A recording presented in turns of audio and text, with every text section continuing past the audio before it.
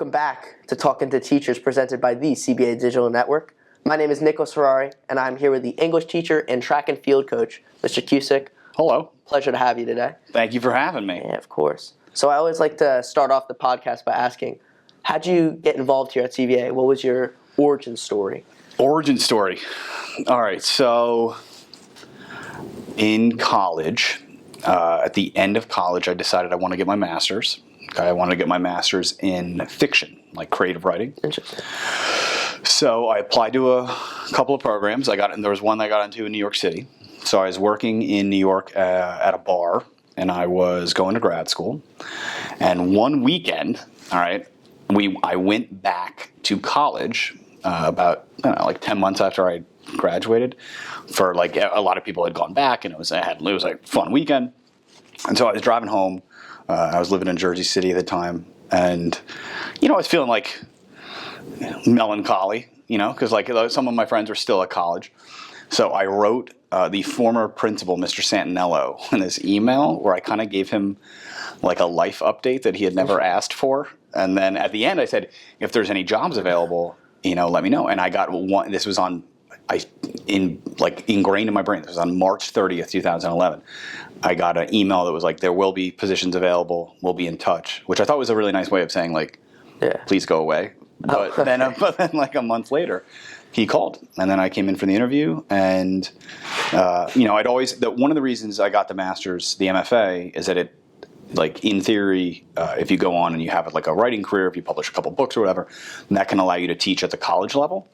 But I'd never really seen myself as a high school teacher, and so then I sort of fell into it, and I started in September of 2011. And you went here as a student as well? Yeah, class 2006. That's so awesome. I graduated college in 2010, and then I had about a year where I was doing grad school and working, and then I had my first year teaching here. I was still living in Hoboken / Jersey City, and I was doing grad school at night in the city. Gosh. And what school was it you went to? It's called the New School. The New School. Yeah, it sounds like it's a made-up name, but it's on West 11th, I want to say. So, when I was coming from Hoboken, one of the path, literally it was a couple of blocks from where the path got off. So it was very easy. But interesting. Yeah. And I guess, considering you were a student, did you expect you were going to be a teacher when you graduated, or were you No, that was it was low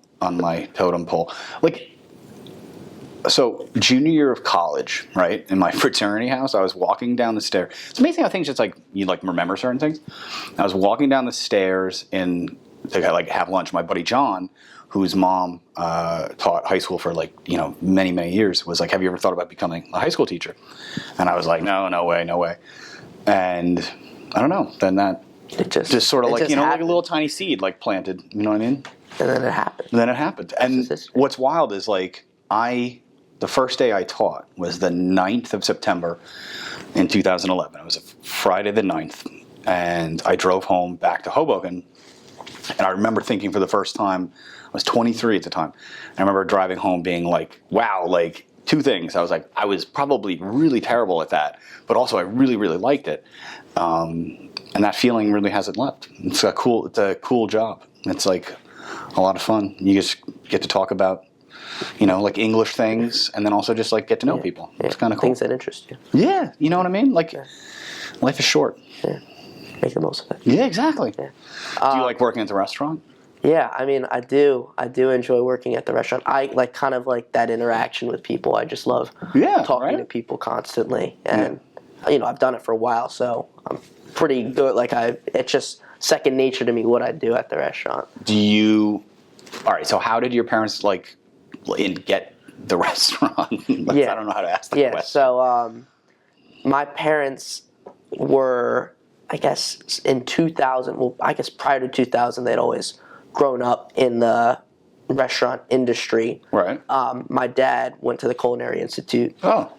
Graduated at 19 and worked in New York at different. He went through the whole slew, line cook, executive chef.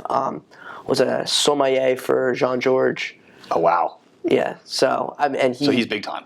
Yeah, he was all over. And my mom was server at various areas. They ended up meeting at. Have you ever heard of the Fromagerie? Yeah, my family used to go. I think we did Christmas Eve there for like That's awesome. 12 straight years. Yeah, so my dad was the manager at the Fromagerie. Yeah. My mom calls the Fromagerie for a job interview. My dad picks up the phone. And they met there. The rest is history. Yeah. I'm here now. They, they ended up moving to California for a little bit, working there, came back, wanted to start Restaurant Nicholas in 2000. Yeah. And they put everything into that and ended up being really successful. Fine dining restaurant. But then, of course, we as of recently, had to switch to more comfort food, more trending, because fine dining isn't as popular as it once was. Is that the same reason the Fromagerie kind of like shut down? Yeah. Can I ask an obvious question? Is the name of the restaurant, is that? No. So, yeah, it's Nicholas Baron Roos, but my dad's name is Nicholas. Okay, all right. So, I mean, I guess you could say maybe. But sort of, yeah. Sort of, no. But it's very cool. Do you want to take the reins? Or? No, I don't think I do. Yeah. No. I mean, I've definitely thought of the idea, but I don't think he wants me to do it. I feel like I could do a lot of different things, whether that's in a business field, or I have that unique business lens. Yeah. Growing up in the industry, so I think I could apply that to different facets of my life. Yeah, man. So, yeah, I mean that's my little your story. That's my little story. What's a cool story? Yeah, I mean, you know what I mean.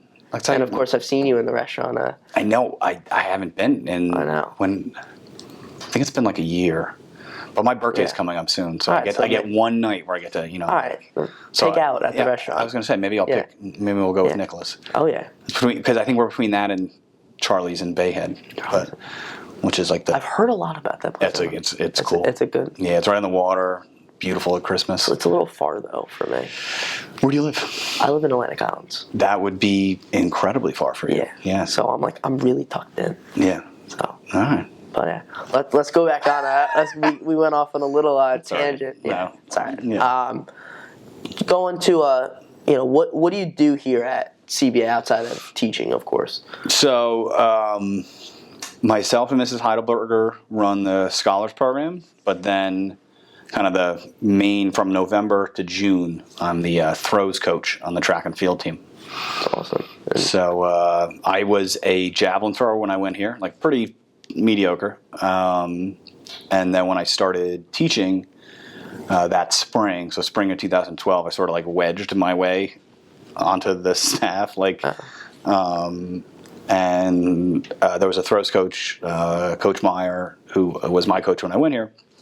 I had been coaching here since the mid-'70s, and I kind of watched him for a couple of years. I tried to pick up what I could, and then I guess I took over the reins fully in the fall of 2014, and then that's been my gig since.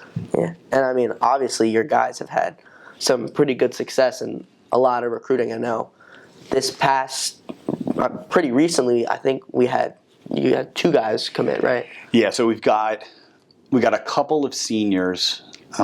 We've got 3 or 4 that are really kind of big time. We got Marcus, Cameron, Albert, and Sam.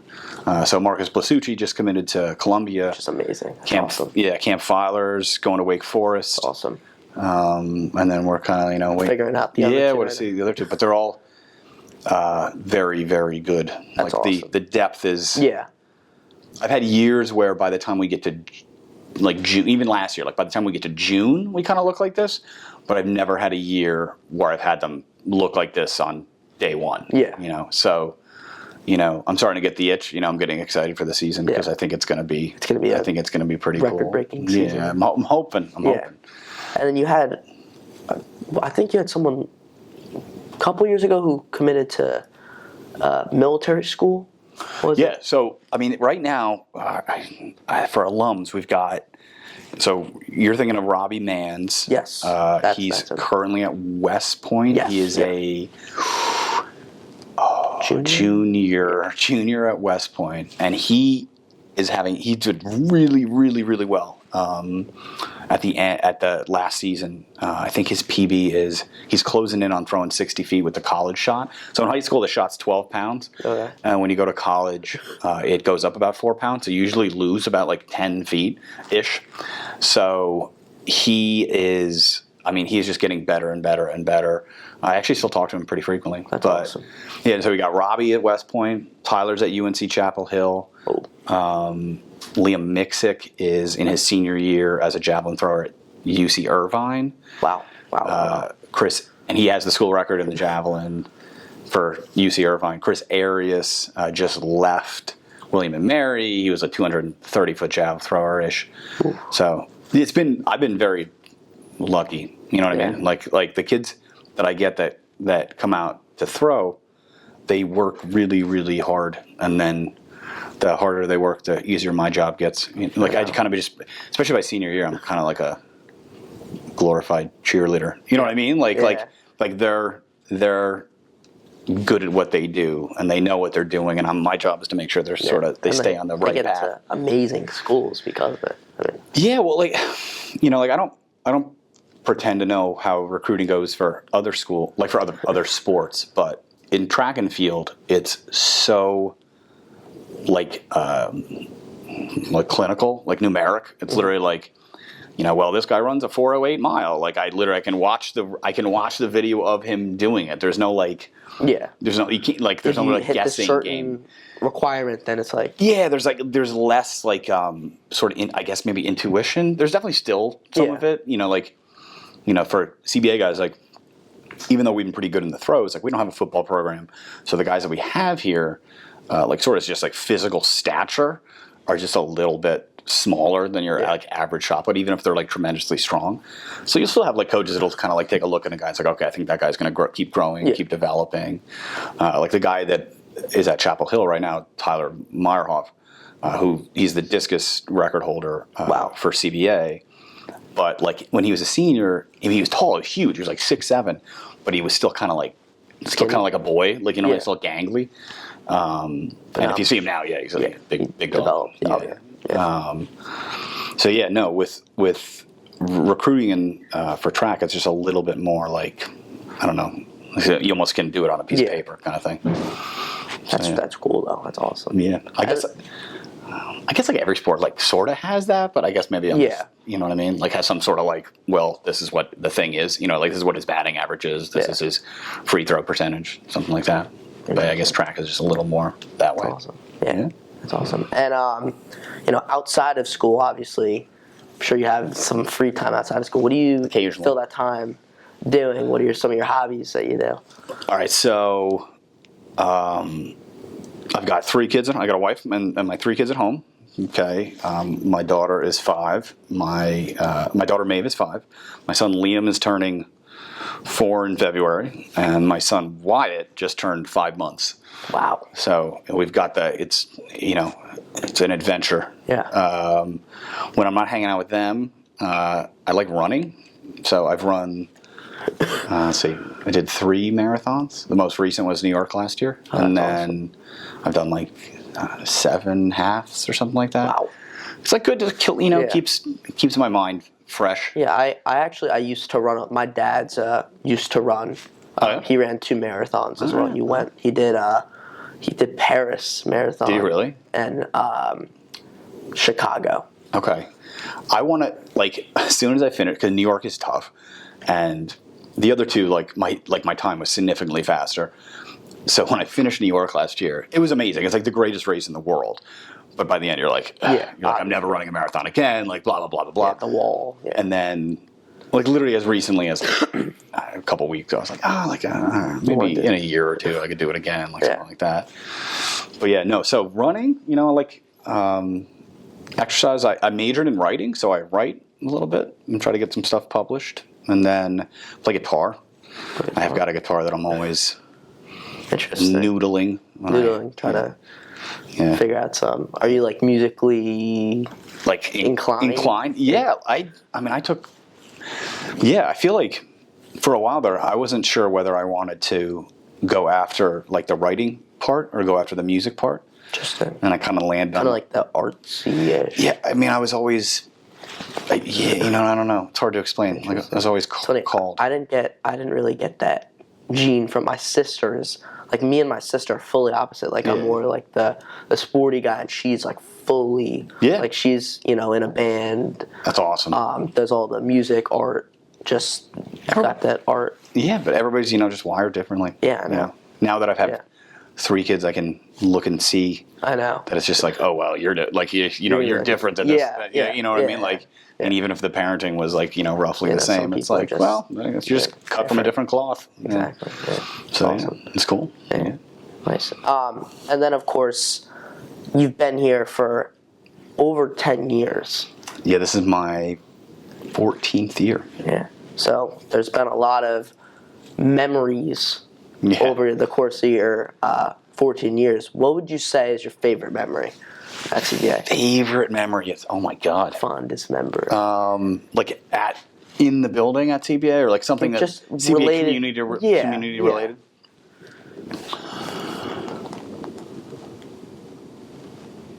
All right, I got 2, and they're totally unrelated. All right, the first was near the beginning, right? The fall of 2000, maybe I'll have 3. Fall of 2012, Sandy hit, right? And the cross-country team at that time was really, really, really good. We won nationals in the fall of 2011, and we were probably as good, if not better, than that team. So Sandy screwed up the schedule, screwed up a lot of things, and basically what ended up happening is all 3 championship meets that previously would be spread out over a couple weeks were jammed into a week. So the state meet was on a Saturday, meet of champs was on a Wednesday, and then the regional meet, which is how you get into nationals, was the Saturday after. So it was 3 meets in a week. For a distance runner, that is basically impossible.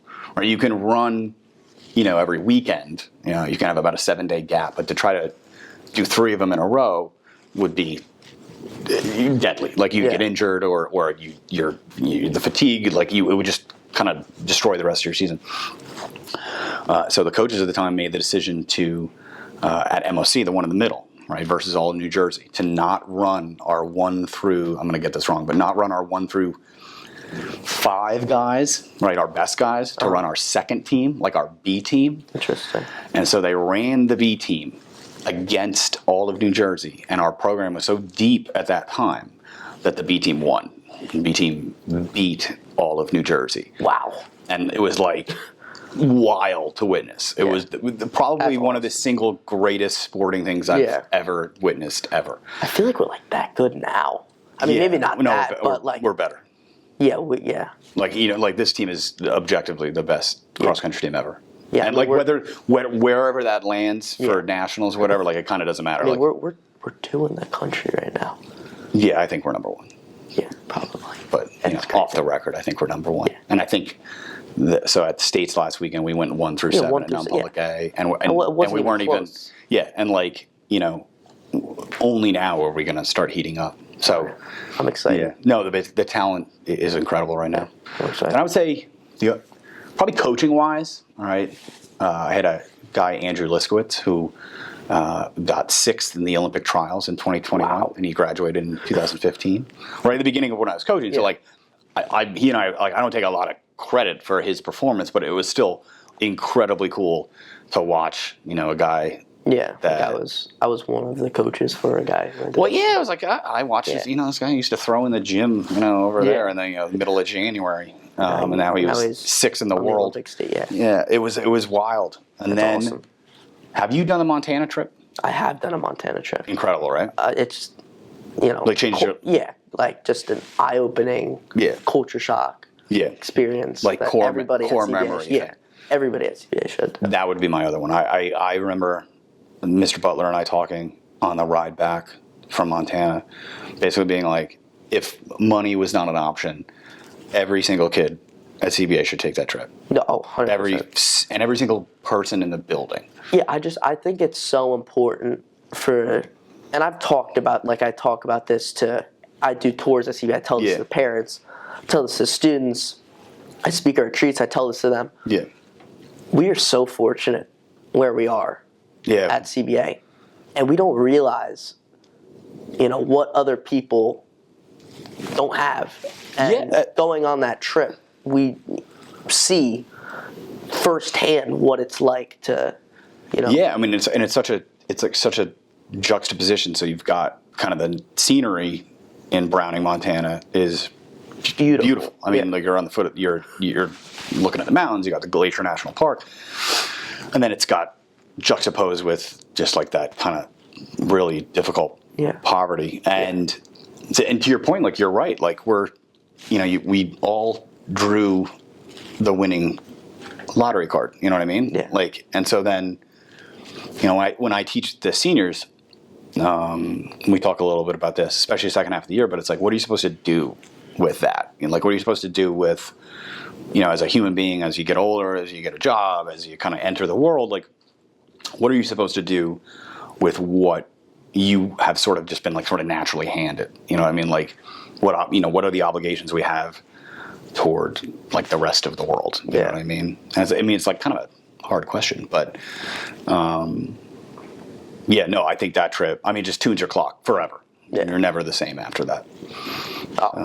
It was just really a culture shock for me too, just being there and seeing that. But, I feel like for me personally, it's inclined me to be more like service oriented. Yeah. And, I grew up, I didn't really practice religion growing up, so not something I prioritized. But, going on that trip and just seeing that really just encouraged me to, want to do more service, want to do things for others, being kind of more like other-centered opposed to constantly being self-centered. And I've tried to be more mindful of that. Well, because even if it's on a small level, right, where it's like, even if I'm not doing community service today, or if I'm not volunteering X or Y today, like that, I can look at another person and understand that they're a person. You know what I mean? That they have a life and they have things they want and they have things they need. And most people are just trying to like be good and survive. Yeah. And I feel like we're so tempted in the world that we live in today to like kind of demonize, other people or groups of people. And, it's a total, I don't know, it's a total like reset. Yeah. When you can see stuff like that. I know. Complete reset. When did you go? I think I went my sophomore summer, going into junior year. I went. Were the dogs still there? They were. What's their name? I think Rosie, maybe. Rosie, the little one, like the jacked one. Yeah. With the looks like Bane from the Batman movies. Yeah. And then it's the most muscular dog that's. I know. Is that? Yeah. There was like a white. Yeah. Oh, I forget. Yeah. Because when I went in like 2017, I want to say, and I don't know, like we would wake up at 4 a.m. and just like go for hikes around the place we stayed at. Uh-huh. And the dogs would do like, you'd see the dog run out in front of you into the dark. Oh my God. And then 5 or 10 minutes later come up behind you. Oh, that's awesome. Because they were doing like loops, like sweeps basically to make sure that you were not going to get mauled by a mountain lion. We went in the summer. Okay. So we went into the water, like the lake, and the dog would like run down with us and start like jumping in the water, splash around. It was just like one of the kids. Yeah, exactly. With us. It was, What's the weather like in the summer? Really, really cold in the morning and really, really hot in the afternoon. Yeah. Weird, really weird. Yeah. And then it would randomly get misty some days. Yeah. Montana weather. I don't know. Yeah. Beautiful though. I mean, there's no smog. There's nothing. You look up, you see. Yeah. The stars. What do they call it? The big sky. Big sky country. Yeah. Big sky country. Yeah. It's beautiful. Yeah. Beautiful. Yeah. Definitely. Go. Get on it. See, you heard it here first. Montana. I know. Get to Montana. Yeah. All right. Well, overall, pleasure to have you today. Awesome. Yeah, man. Thanks for having me. Yeah. Awesome to talk to you. I should have interviewed you way earlier. I said we'd talk about anything. I know. Yeah. I interrogated you about your restaurant. Yeah, I love it. I love talking about myself. I mean, don't we all? It's true. Yeah. But again, pleasure to have you. Yeah, man. Yeah. Well, that is all for now. We will see you next time.